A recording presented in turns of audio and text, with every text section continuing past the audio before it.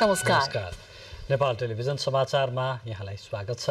म सुरेन्द्र पौडेल र साथमा छु म श्वेता सिन्हा। सुरुमा प्रमुख समाचार।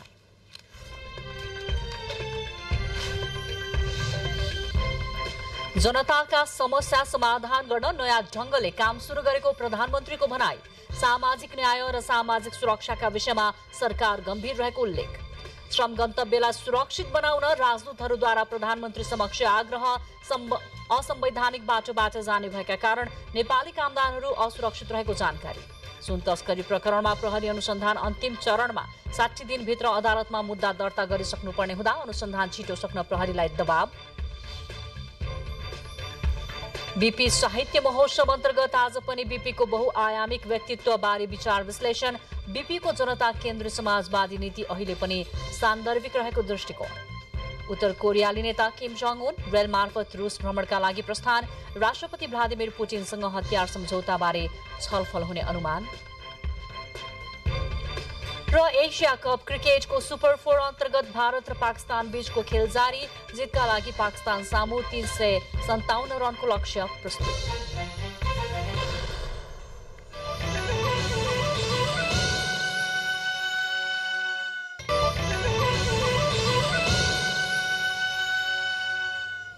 अब समाचार विस्तारमा। प्रधानमन्त्री पुष्पकमल दाहाल प्रचण्डले जनताका समस्या समाधान गर्न नयाँ ढंगले काम गर्न थालेको बताउनु भएको छ। समाजवादी मोर्चा नेपाल प्रदेश समितिद्वारा आज विराटनगरमा आयोजित प्रदेश स्तरीय सन्देश सभाको उद्घाटन गर्दै उहाँले जनताका समस्यालाई तत्काल सम्बोधन गर्न प्रधानमन्त्री कार्यालयबाट हेलो सरकार कार्यक्रम सञ्चालन भएको जानकारी दिनुभयो। हेलो सरकार कार्यक्रमबाट जनताका समस्या समाधान हुने विश्वास व्यक्त गर्दै प्रधानमन्त्री दाहालले सरकार सामाजिक न्याय र सामाजिक सुरक्षाका विषयमा गम्भीर भएर लागेको बताउनुभयो।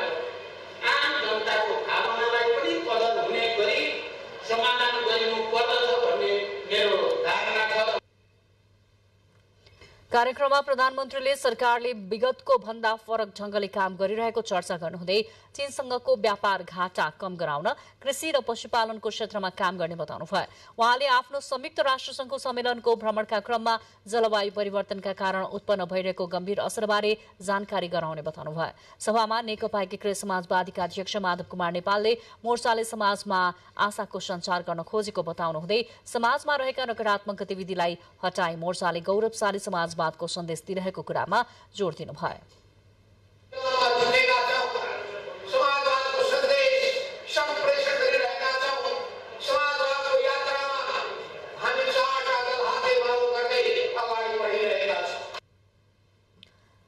कार्यक्रममा जसपा नेपालका अध्यक्ष उपेन्द्र यादवले विगत 16 वर्षमा 13 पटक सरकार परिवर्तनको खेलले मुलुकमा संघीयता र लोकतन्त्र संस्थागत हुन नसकेको भन्दै संविधान प्रदत्त अधिकार प्रदेश सरकारले प्राप्त गर्न नसकेको टिप्पणी गर्नुभयो।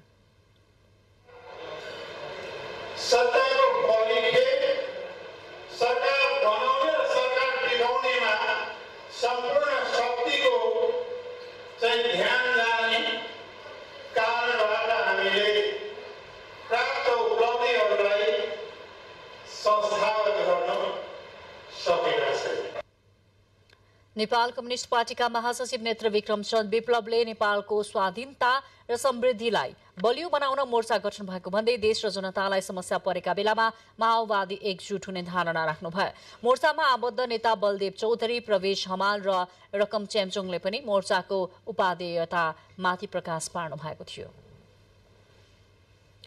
नेकपा एमालेका अध्यक्ष केपी शर्मा ओलीले सरकार आफैले मुलुकमा अतिवादलाई प्रश्रय दिएको आरोप लगाउनु भएको छ।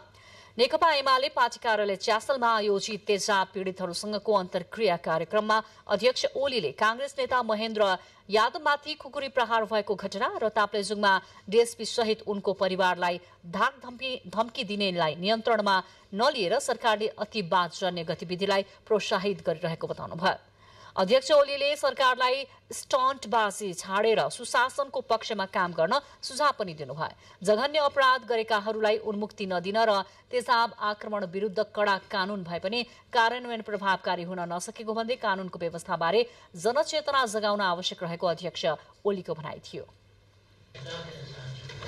अनेक प्रकारका स्टन्टबाजी भ्रष्टाचार नगर्नुहोस्, भ्रष्टाचार रोक्नुहोस्, कमिसन खोरी बन्द गर्नुहोस्, कमिसन नखानुहोस्, खान नदिनुहोस्, जनताका समस्या समाधान गर्ने, सुशासन दिने, विकासका बाटोतर्फ लाग्ने गर्नुहोस्। कार्यक्रममा एमाले नेता अग्नि खरेल र जुली कुमारी महतोले तेजाब पीडित विरुद्धको कानूनको प्रभावकारी कार्यान्वयन गर्न सकेमा त्यस्ता हिंसाका घटना कम हुने धारणा राख्नुभयो। कार्यक्रममा तेजाब पीडित सांसद विन्दावासिनी कंशकार, मुस्कान खातुन, जलन पीडित जेनी खड्का लगायतले कानूनको प्रभावकारी कार्यान्वयनमा सबै एकजुट भएर लाग्नुपर्ने र उपचारको व्यवस्था प्रभावकारी बनाउनुपर्ने धारणा राख्नु भएको थियो। उहाँहरूले पीडितहरूको उपचार सहज नभएको भन्दै पीडितलाई परिचय पत्रको व्यवस्था गर्नुपर्नेमा जोड दिनुभयो। विश्वका विभिन्न गन्तव्य मुलुकहरूमा नेपाली कामदारहरू अवैधानिक बाटोबाट जाने भएका कारण उनीहरू सुरक्षित नरहेको सरकारवालाहरूले बताएका छन्।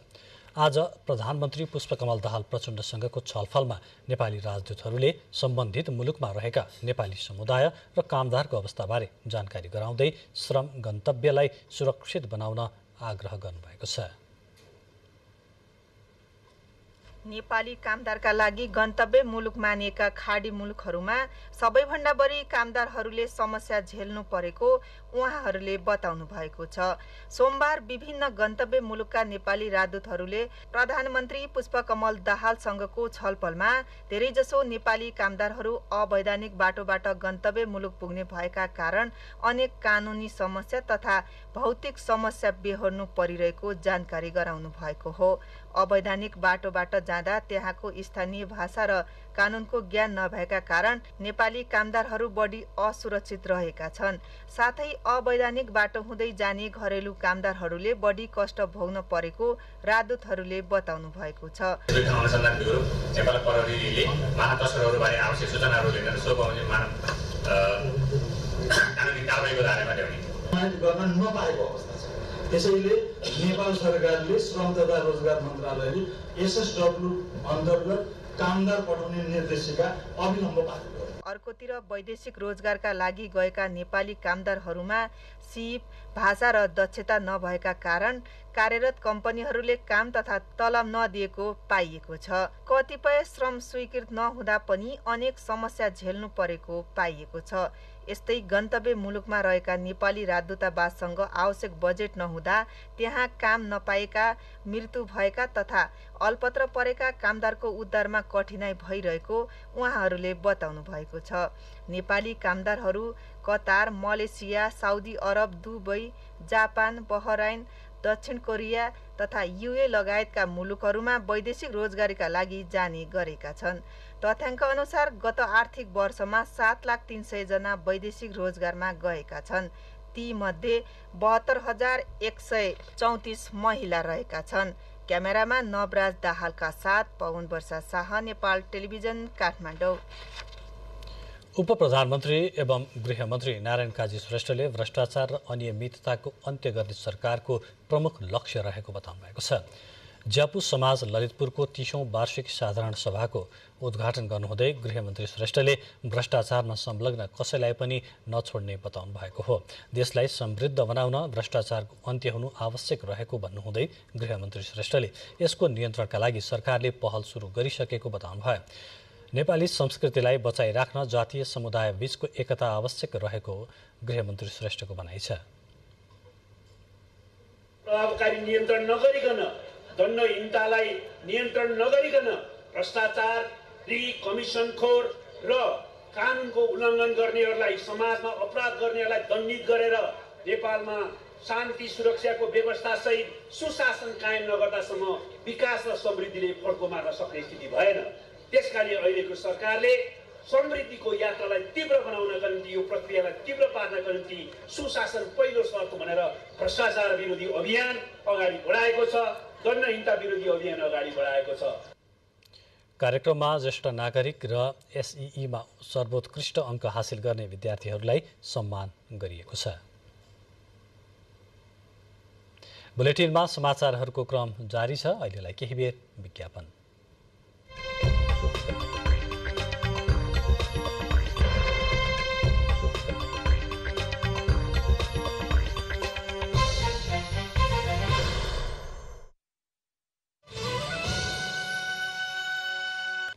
अब बाँकी समाचार।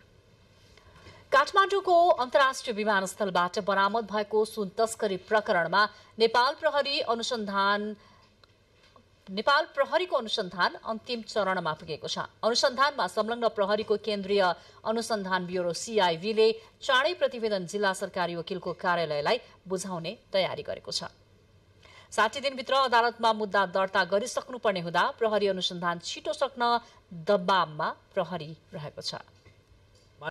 काठमाडौँको अन्तर्राष्ट्रिय विमानस्थलबाट साउन 2 गते बरामद गरिएको सुन तस्करीको अनुसन्धानलाई प्रहरीले अन्तिम चरणमा पुर्याएको हो। केन्द्रीय अनुसन्धान ब्युरो सीआईबीले 1-2 दिनभित्र अनुसन्धान प्रतिवेदन बुझाउने अन्तिम तयारी गरिरहेको प्रहरी प्रधान कार्यालयका प्रवक्ता कुबेर कडायतले जानकारी दिनुभयो। सीआईबीले भारत, हङकङ र चीनबाट समेत यो प्रकरणको अनुसन्धान गरी अन्तिम प्रतिवेदन बुझाउन लागि जानकारी कडायतले दिनुभयो। अभियुक्त पक्राउ गरी अनुसन्धान थालेको सोमबार 55औं दिन पुगेको छ।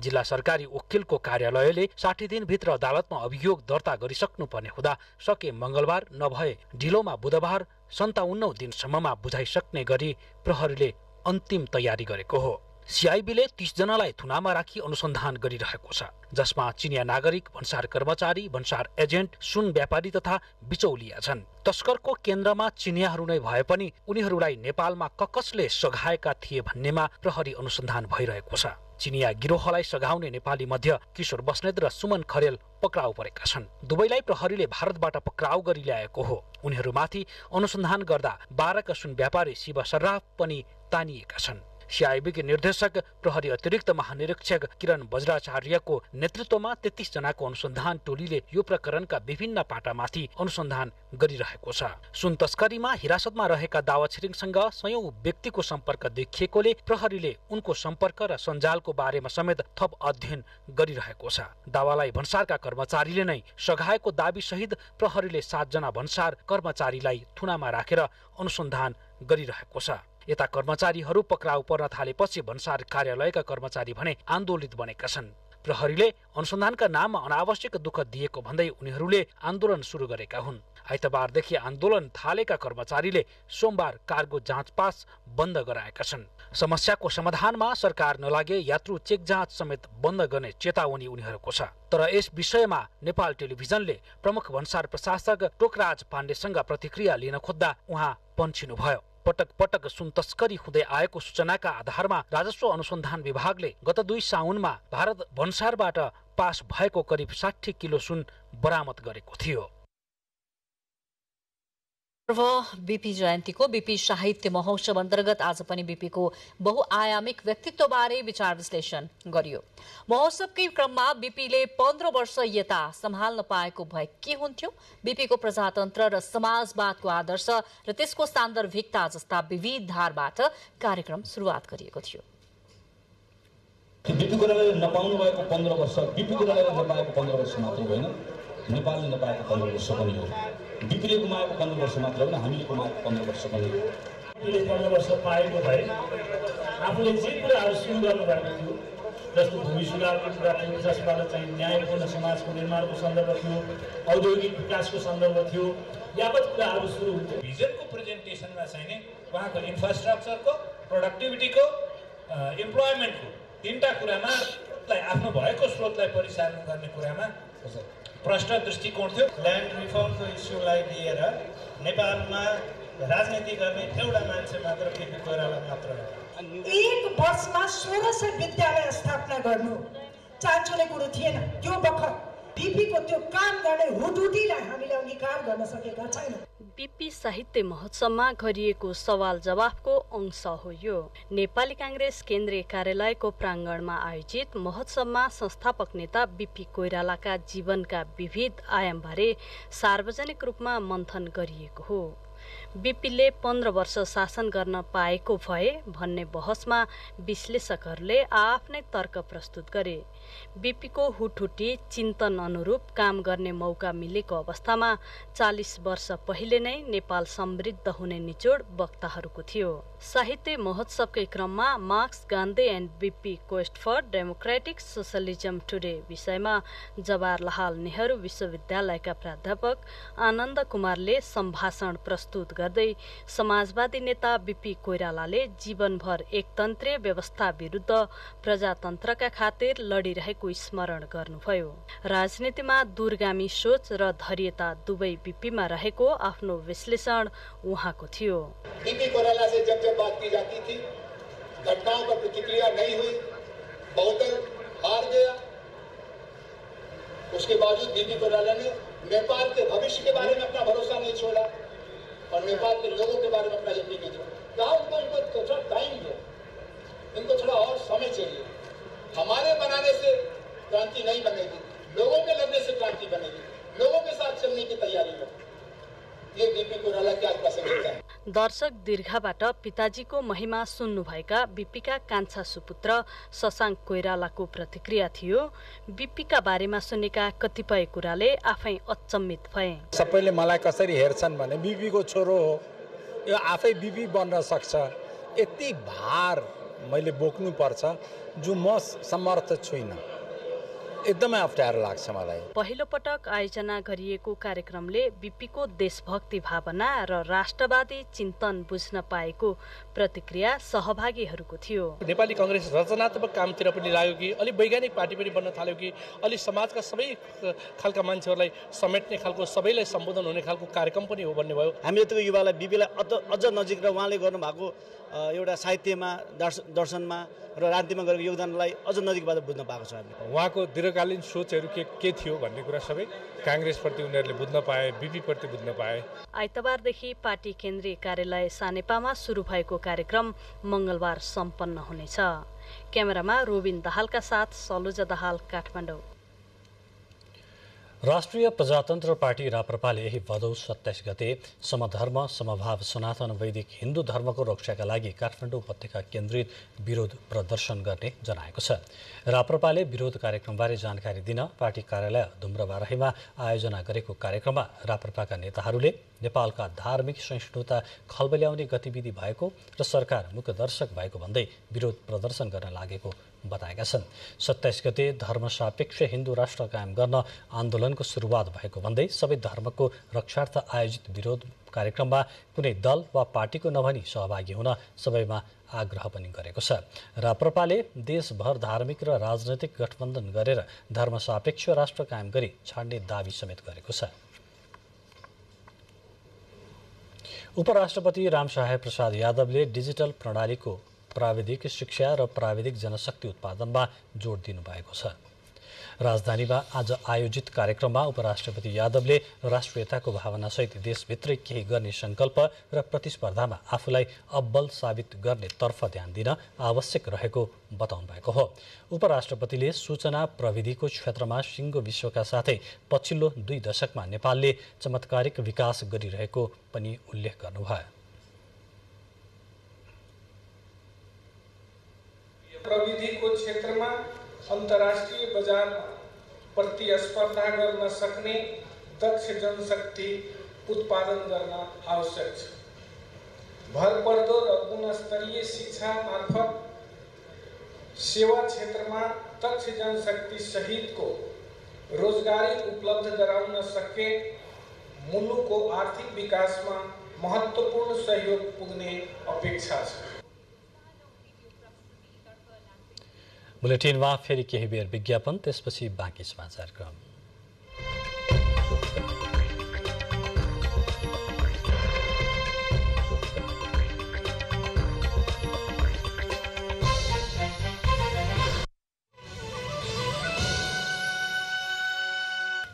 अब बाँकी समाचार। अछाम जिल्ला अस्पतालमा पछिल्लो समय स्क्रब टाइफस र डेङ्गीका बिरामीको संख्या बढ्दै गएको छ। अस्पतालमा दैनिक 5 देखि 10 जना स्क्रब टाइफस र 7 देखि 8 जना डेंगूका बिरामीहरू आउन थालेका छन्। दैनिक 100 भन्दा बढी बिरामीहरू सेवा लिन आउने अछाम अस्पतालमा हाल भाइरल ज्वरोको साथै दैनिक 8 देखि 10 जनामा ठेउला देखा परेको अस्पतालका निमित्त प्रमुख डाक्टर अनमोल थापाले बताउनुभयो। विशेषज्ञ डाक्टरहरूको दरबन्दी अभाव हुँदा पनि ओपीडी, आईपीडी र इमर्जेन्सी जस्ता सेवा दिइरहेको र हाल अस्पतालको पुरानो भवनमा शैय्या अभावका कारण सेवा प्रवाहमा केही समस्या भएको डाक्टर थापाको भनाइ छ। ललितपुरको ग्वारको स्थित बीएन्डबी अस्पतालले ओठ तथा तालु फुटेका बिरामीहरूको निशुल्क उपचार गरेको छ। गर्भवती अवस्थामा खानपान तथा फोलिक एसिडको कमीले यस्ता समस्या आएको बिरामीहरूको अस्पतालले निशुल्क उपचार गरेको हो। वंशाणुगत कारणले पनि नवजात शिशुमा समेत यस्तो समस्या देखिने गरेको चिकित्सकहरूको भनाइ छ। अस्पतालले वर्षेनी यस्ता समस्या भएका 700 जनालाई स्वास्थ्य सेवा दिँदै आएको छ। आजसम्म अस्पतालले ओठ तथा तालु फुटेका बिरामीहरूको उपचार गरिसकेको जनाएको छ। जिल्ला आयुर्वेद स्वास्थ्य केन्द्र भक्तपुरको फिजियोथेरापी सेवा अवरुद्ध हुँदा सेवाग्राही मर्कामा परेका छन्। लाखौं रुपैयाँ खर्चिएर ल्याएको मेसिन थन्किएको छ भने केन्द्रलाई जनशक्तिको पनि अभाव भएको छ।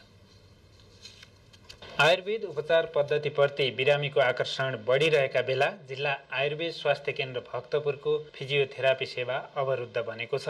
सेवा अवरुद्ध भएपछि दैनिक अस्पताल आउने बिरामी समस्यामा परेका छन्। बागमती प्रदेश स्वास्थ्य मन्त्रालयले करार दरबन्दी काटिदिँदा सेवा अवरुद्ध भएको केन्द्रका प्रमुख डाक्टर नरेन्द्र प्रसाद गिरीले बताउनुभयो। अहिले हामीसँग इक्विपमेन्ट छन्, स्पेस पनि छ, बिरामीहरू पनि आउनुहुन्छ र त्यो थेरापीको फिजियोथेरापीको चाहिँ सेवा कटौती भए हुनाले बिरामीहरू चाहिँ फर्केर जानुपर्ने स्थिति भएको छ।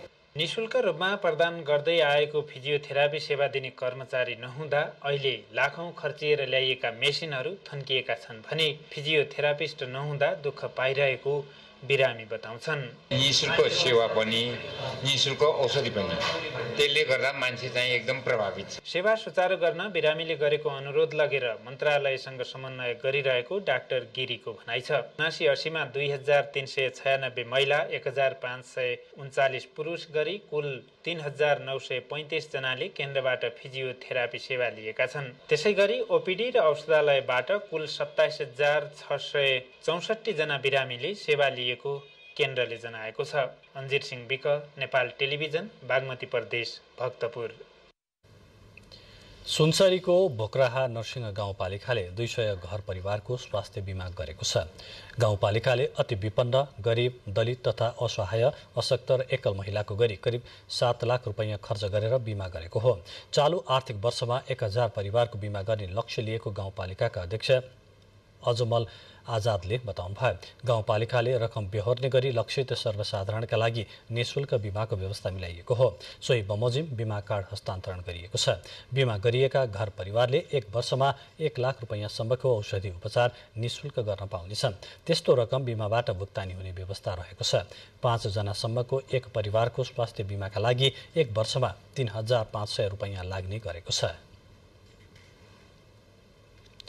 बुलेटिनको क्रममा अब प्रमुख समाचार फेरि एकपटक। जनताका समस्या समाधान गर्न नयाँ ढङ्गले काम सुरु गरेको प्रधानमन्त्रीको भनाई। सामाजिक न्याय र सामाजिक सुरक्षाका विषयमा सरकार गम्भीर रहेको उल्लेख। श्रम गन्तव्यलाई सुरक्षित बनाउन राजदूतहरूद्वारा प्रधानमन्त्री समक्ष आग्रह। अवैधानिक बाटोबाट जाने भएका कारण नेपाली कामदारहरू सुरक्षित नरहेको जानकारी। सुन तस्करी प्रकरणमा प्रहरी अनुसन्धान अन्तिम चरणमा। 60 दिनभित्र अदालतमा मुद्दा दर्ता गरिसक्नुपर्ने हुँदा अनुसन्धान छिटो सक्न प्रहरीलाई दबाव। बीपी साहित्य महोत्सव अन्तर्गत आज पनि बीपीको बहुआयामिक व्यक्तित्वबारे विचार विश्लेषण। बीपीको जनता केन्द्रित समाजवादी नीति अहिले पनि सान्दर्भिक रहेको दृष्टिकोण। उत्तर कोरियाली नेता किम जोङ उन रेल मार्फत रुस भ्रमणका लागि प्रस्थान। राष्ट्रपति भ्लादिमिर पुटिनसँग हतियार सम्झौताबारे छलफल हुने अनुमान। र एसिया कप क्रिकेटको सुपर 4 अन्तर्गत भारत र पाकिस्तान बीचको खेल जारी। जितका लागि पाकिस्तान सामु 357 रनको चुनौती।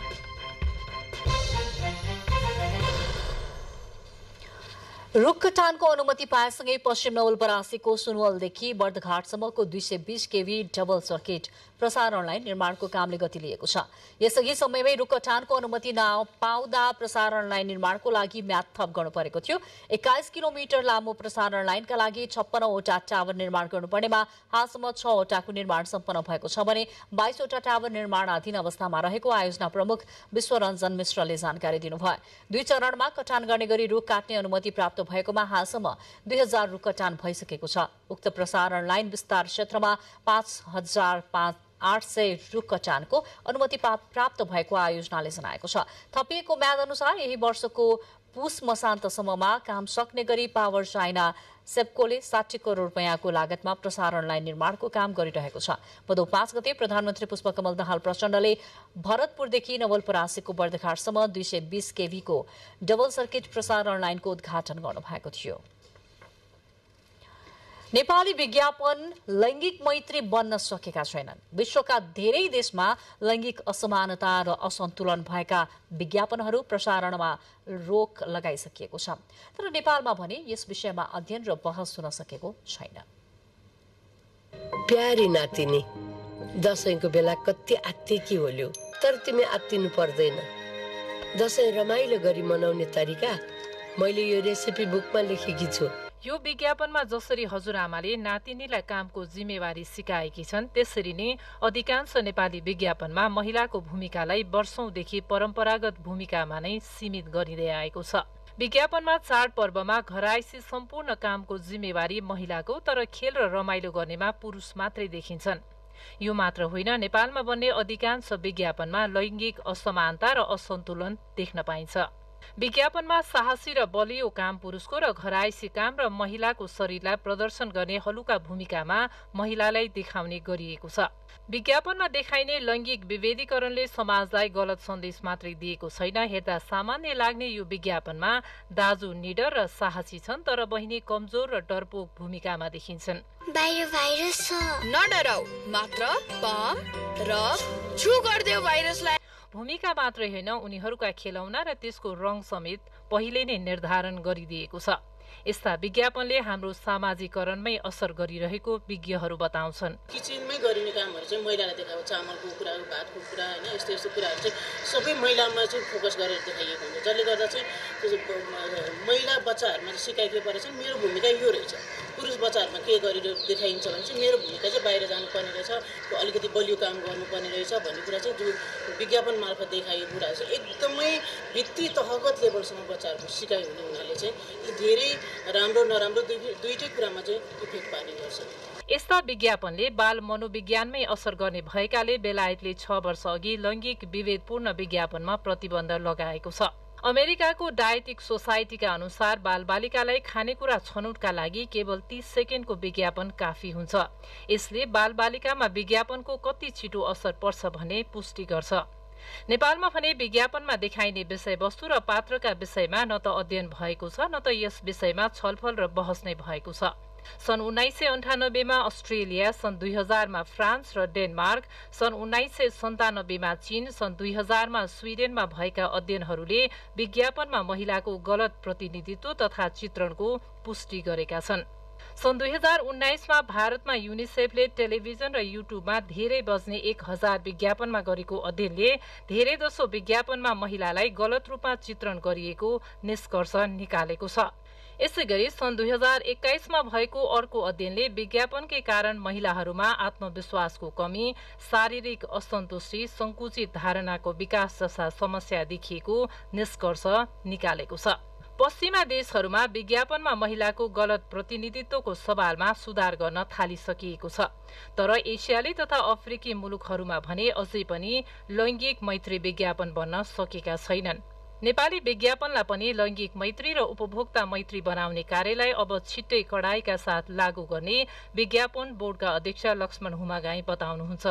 योभन्दा अगाडिसम्म विज्ञापनहरू परीक्षण बिना नै बजारमा जथाभावी रूपमा जाने गर्थे, जसले गर्दा चाहिँ र परीक्षण गर्नुपर्ने व्यवस्था थियो तर त्यो परीक्षणमा नआउने, परीक्षणको दायरामा नसमेटिएको अवस्था थियो। अब चाहिँ जति पनि प्रसारण हुने विज्ञापनहरू छन् ती विज्ञापनहरू चाहिँ विज्ञापन बोर्डले पूर्व परीक्षण गरेर मात्रै बजारमा प्रसारणका लागि जाने। नेपालमा विज्ञापन बजार अत्यन्त सानो रहेको छ। एकातिर विज्ञापनदाताको दबाव र अर्कोतिर व्यावसायिकता नभएकाहरूले पनि जथाभावी विज्ञापन बनाउँदा यस्ता समस्या आएको वेलकम एडभर्टाइजिङका अध्यक्ष निर्मल राज पौडेल बताउनुहुन्छ। नियमन अनुगमन गर्न सरकारले पनि नसकेको अवस्था र त्यसमा चाहिँ अब त्यो जसले पनि बनाएको विज्ञापन जसले पनि बजाइदिने कारणले गर्दाखेरि यो अहिले विकृत जस्तो देखिएको हो। नेपाली विज्ञापनमा लैङ्गिक विभेद कायम रहेको स्वीकार गर्दै राज्यले विभेद न्यूनीकरण गर्न नीति नै बनाएर लागू गर्नुपर्नेमा उद्योग वाणिज्य महासंघका उपाध्यक्ष हेमराज ढकालले जोड दिनुभयो। बिस्तारै उठ्दैछ, डेभलपिङ कन्ट्री हो, त्यसमा हाम्रो परम्परागत सोच र लैङ्गिक मैत्री नभएको त जगजाहेरी छ। क्रिएटिभ हुनु पर्यो, समाजलाई सन्देश दिने खालको हुनु पर्यो, प्रोडक्टको प्रोडक्ट हेर्दाखेरि क्लिक गर्ने खालको हुनु पर्यो भन्ने हाम्रो सोच हुन्छ। समाजमा आएको परिवर्तन संवैधानिक रूपमा प्राप्त भएको समानताको हक, महिला साक्षरतामा भएको उल्लेख्य वृद्धि र महिलाहरू पनि पुरुषहरू नै विभिन्न पेशा र व्यवसायमा आबद्ध भएको अवस्थामा त्यसको प्रतिबिम्ब विज्ञापनमा पनि देखिनुपर्नेमा सरोकारवालाहरूको जोड छ। क्यामेरामा शिव पङ्गेनी, बेबिका श्रेष्ठ र विनय देसारका साथ सुभद्रा गौतम, नेपाल टेलिभिजन, काठमाडौँ।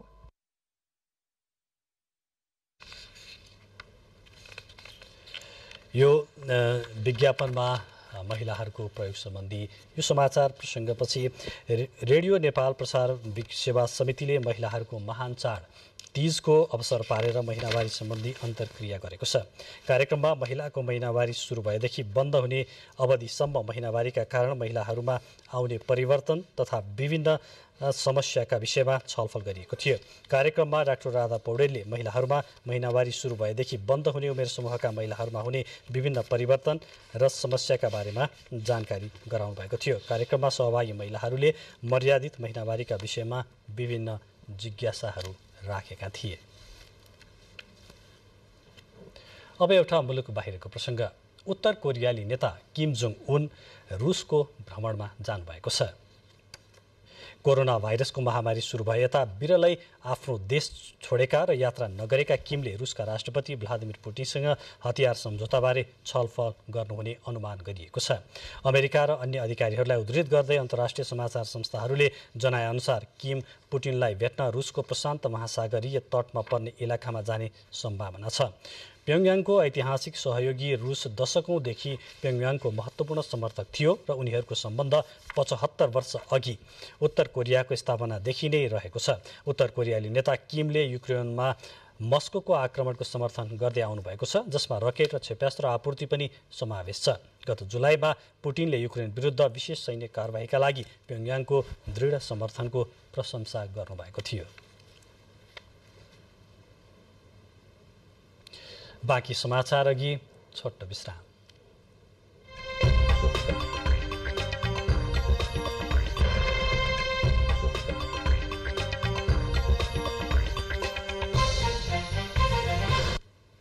अब आर्थिक समाचार।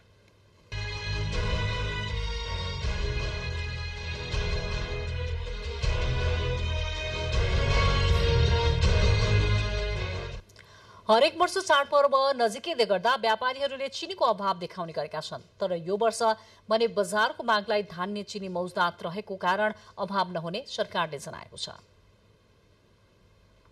सरकारले यो वर्ष चाडपर्वमा चिनीको अभाव नहुने जनाएको छ। चाडपर्व नजिकै गर्दा व्यापारीहरूले चिनीको कृत्रिम अभाव देखाउँदै अस्वाभाविक रूपमा मूल्य वृद्धि गर्दै आएका छन्, तर अहिले माग अनुरूपको चिनीको मौजदात रहेका कारण बजारमा चिनीको अभाव नभएको सरकारले जनाएको छ। उद्योग वाणिज्य तथा आपूर्ति मन्त्रालयका अनुसार अहिले निजी क्षेत्र र साल ट्रेडिङ कर्पोरेसनसँग गरी करिब 50,000 मेट्रिक टन चिनी मौजदात रहेको छ। थप 50,000 मेट्रिक टन चिनी आयातका लागि भारतलाई पत्राचार गरिसकेको मन्त्रालयले जनाएको छ। यसैगरी मन्त्रालयले चिनी अभाव देखाउँदै बजारमा हुने अस्वाभाविक मूल्य वृद्धि तथा कालोबजारी नियन्त्रण गर्न तीनै तहका सरकारी संयन्त्रले अनुगमनलाई तीव्रता दिएको जनाएको छ। असोज 1 गतेदेखि कम्तीमा 10वटा टोली चाहिँ बजारमा पठाउने भनेर हामीले एउटा निर्णय पनि गरिसकेका छौँ र योभन्दा पहिला करिब 1 महिना अगाडि मेरो संयोजकत्वमा एउटा चाहिँ केन्द्र बजार अनुगमन समिति भन्ने छ, त्यो समिति मिटिङ बसेर हामीले स्वतन्त्र जिल्लामा हामीले चाहिँ के भन्छ बजार अनुगमनको अधिकार पट्टा जुन जिल्ला प्रशासन कार्यालयले गरेको छ उहाँहरूलाई बजार अनुगमन गर्नलाई म्यान्डेट दिइसकेको छ भने 753 पालिकामा पनि हामीले पालिका स्तरबाट पनि त्यो अनुगमन गरिदिनको लागि हामीले चाहिँ अनुरोध पत्र पठाइरहेका छौँ। तथ्याङ्क अनुसार नेपालमा वार्षिक 1,70,000 मेट्रिक टन चिनी उत्पादन हुने गरेको छ भने बजारको माग 2,75,000 मेट्रिक टन रहेको छ। यस्तै दशैं, तिहार र छठ पर्वमा मात्र 75,000 मेट्रिक टन चिनी माग हुने गर्दछ। बजारको मागलाई पूरा गर्न निजी क्षेत्रले करिब 1,05,000 मेट्रिक टन चिनी भारत लगायतका मुलुकबाट आयात गर्ने गरेका छन्। क्यामेरामा ध्रुव थापाका साथ पवन वर्षा शाह, नेपाल टेलिभिजन, काठमाडौँ। प्रसङ्ग आर्थिक समाचारकै छ। बाजुरामा यो वर्ष स्याउको उत्पादन विगत वर्षको भन्दा राम्रो रहेको भए पनि बजार नपाउँदा किसानहरू मर्कामा परेका छन्। बजार नपाएपछि स्याउ काटेर पशु चौपायालाई खुवाउने गरिएको किसानहरूले गुनासो गरेका छन्। बिक्री नभएर बारीमै सड्ने अवस्थामा पुगेपछि पशु चौपायालाई खुवाइएको किसानहरूको भनाइ छ। बाजुराका गाउँका बगानमा स्याउ लटरम्म फलेका छन्। हरेक बोटमा हाँगै भाँचिने गरी स्याउका दाना झुलेका छन्। लटरम्म फलेर राताम्बे स्याउ बारीको दृश्य मनमोहक देखिन्छ, तर बजार नपाउँदा मर्का परेको किसान धनलाल रोकायाले बताउनु भयो।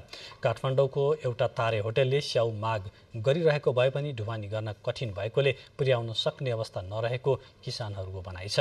कृषि ज्ञान केन्द्र बाजुराका अनुसार जिल्लाभर झण्डै 350 हेक्टरमा स्याउ खेती गरिएको छ। बाजुरामा सरदरमा वार्षिक 700 मेट्रिक टन स्याउ उत्पादन हुने गरेको तथ्याङ्क छ।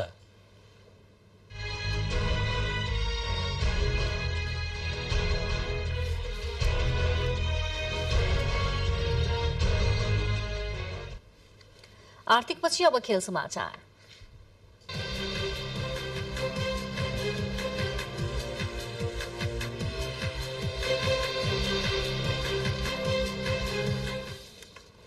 नेपाली राष्ट्रिय फुटबल टोलीले अन्तर्राष्ट्रिय मैत्रीपूर्ण खेलमा म्यानमारसँग पराजित भएको छ। आफ्नै घरेलु मैदानमा भएको दोस्रो मैत्रीपूर्ण खेलमा म्यानमारले नेपाललाई 1-0 गोल अन्तरले पराजित गरेको हो। पहिलो मैत्रीपूर्ण खेल गोल रहित बराबरी खेलेको नेपालले आजको खेललाई पनि सोही नतिजातर्फ लगिरहँदा खेलको अन्तिम समयमा म्यानमारका विनलिङले गोल गर्दै घरेलु टोलीलाई जित दिलाए। नेपालले म्यानमारको राष्ट्रिय फुटबल टोलीसँग 2 खेलको मैत्रीपूर्ण फुटबल खेलेको हो। विश्वकप छनौटको तयारीमा रहेको नेपाललाई फिफा वरियतामा आफूभन्दा माथि रहेको म्यानमारसँगको खेलले फाइदा पुग्ने बताइएको छ। नेपाली भारोत्तोलन खेलाडी विकास भट्टले रियादमा जारी IWF विश्व च्याम्पियनसिपमा 3 नयाँ राष्ट्रिय कीर्तिमानहरू बनाएका छन्। पुरुष 81 केजी तौल समूहमा विकासले स्न्याच, क्लिन एन्ड जर्क र कुलमा गरी 3वटा नयाँ राष्ट्रिय कीर्तिमान बनाएको नेपाल भारोत्तोलन संघका अध्यक्ष रामकृष्ण श्रेष्ठ बोसले जनाएका छन्। विकासले आफ्नै नाममा रहेको 3 कीर्तिमानमा सुधार गरेका हुन्। विकासले स्न्याचमा 124 केजी भार वहन गर्दै नयाँ राष्ट्रिय कीर्तिमान स्थापित गरे। यसअघि 123 केजीको कीर्तिमान विकासको नाममा थियो। उनले सो कीर्तिमान 19औं एसियाली खेलकुदको अन्तिम छनौटमा बनाएका थिए। विकासले क्लिन एन्ड जर्कमा 148 केजी वजन उठाउँदै अर्को कीर्तिमान कायम गरेका छन्। यसअघि उनले 19औं एसियाली खेलकुदकै पहिलो चरणको छनौटमा 147 केजीको कीर्तिमान रचेका थिए। कुलमा उनले उठाएको 272 केजी पनि राष्ट्रिय कीर्तिमान हो। उनकै नाममा 270 केजीको कीर्तिमान रहेको थियो। विकास 19औं एसियाली खेलकुदका लागि छनौट भएका खेलाडी हुन्। घरेलु खेलकुदको यो प्रसङ्गपछि अब अन्तर्राष्ट्रिय खेलकुदको प्रसङ्ग छ। एसिया कप अन्तर्गत भारत र पाकिस्तान बीच जारी खेल वर्षाका कारण अवरुद्ध भएको छ। 357 रनको लक्ष्य पछ्याएको पाकिस्तानले 11 ओभरमा 44 रन बनाएपछि पानी परेको र खेल अवरुद्ध भएको छ। पाकिस्तानका ब्याट्सम्यान बाबर आजम सहित 2 जना पेभिलियन फर्किसकेको अवस्थामा वर्षाका कारण अहिले खेल अवरुद्ध छ। हिजो भएको खेलमा भारतले 24.1 ओभरमा 147 रन बनाउँदा निरन्तरको वर्षाका कारण खेल स्थगित भएपछि आज स्थगित भएकै अवस्थामा खेल सुरु गरिएको थियो। भारतका लागि केएल राहुल र विराट कोहलीले अभिजित शतकीय इनिङ्स खेलेका छन्। तेस्रो विकेटका लागि राहुल र विराटले 194 बलमा 233 रनको साझेदारी गरेका थिए। कोहलीले यसै खेलमा आफ्नो 13,000 रन समेत पूरा गरेका छन्। भारतले दिएको चुनौती पछ्याउँदै पाकिस्तानले ब्याटिङ गरिरहेका बेला वर्षात भएपछि खेल अवरुद्ध भयो। पाकिस्तानलाई हराउँदै भारत सुपर 4मा पुग्ने सम्भावना बलियो बनाउन चाहन्छ। उता पहिलो खेलमा बङ्गलादेशलाई हराइसकेको पाकिस्तान पनि लगातार दोस्रो जितसहित फाइनल सम्भावना बलियो बनाउन चाहन्छ। सुपर 4मा बङ्गलादेश, श्रीलङ्का, पाकिस्तान र भारत रहेका छन्। 4 टोली बीच एक आपसमा खेल भएर शीर्ष 2 टोली बीच फाइनल खेल हुने र विजेता छान्ने तालिका छ। अब युएस ओपन टेनिसको प्रसङ्ग। वर्षको अन्तिम ग्रान्ड स्ल्याम युएस ओपन टेनिसको पुरुषतर्फको उपाधि सर्बियाका नोभाक जोकोभिचले जितेका छन्। न्युयोर्क स्थित फ्लोसिङ मेडोजमा आज सम्पन्न फाइनल प्रतिस्पर्धामा रसियाका डेनियल मेदवेदेवलाई हराउँदै जोकोभिचले उपाधि जितेका हुन्। पहिलो सेटमा 6-3 सहजै पराजित गरेका दोस्रो वरियताका जोकोभिचले दोस्रो सेटमा कडा मेहनत गर्नु पर्यो, जहाँ 7-6 सेट आफ्नो पक्षमा पारे। त्यसपछिको अन्तिम सेट फेरि 6-3 नै जिते। विश्व वरियतामा उनी अब शीर्ष स्थानमा बढुवा हुनेछन्। यो उपाधिसँगै 36 वर्षीय जोकोभिच कीर्तिमानी 24औं ग्रान्ड स्ल्याम उपाधि जित्न सफल भए। साथै उनले मार्गेट कोर्टको कीर्तिमानमा पनि बराबरी गरेका छन्। दुवैको नाममा 24औं ग्रान्ड स्ल्याम उपाधि छ। जारी वर्षको महिलातर्फको उपाधि भने अमेरिकी कोको गुआफले हिजो भएको उपाधि भिडन्तमा जितेकी छिन्।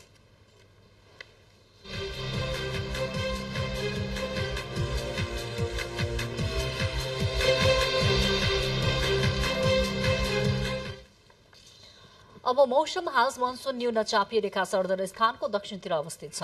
नेपालमा हाल भारतको मध्य प्रदेश र आसपासको क्षेत्रमा रहेको न्यून चापीय प्रणालीको समेत आंशिक प्रभाव रहेको छ।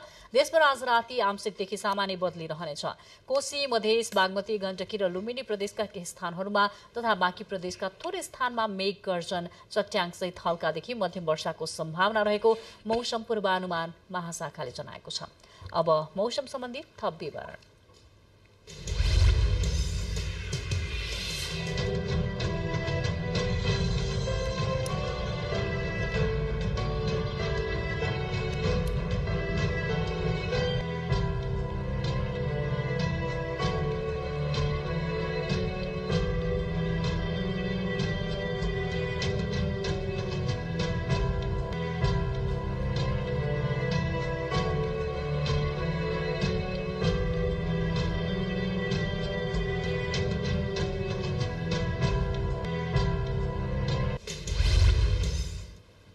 बुलेटिनको अन्त्यमा प्रमुख समाचार पुनः एकपटक।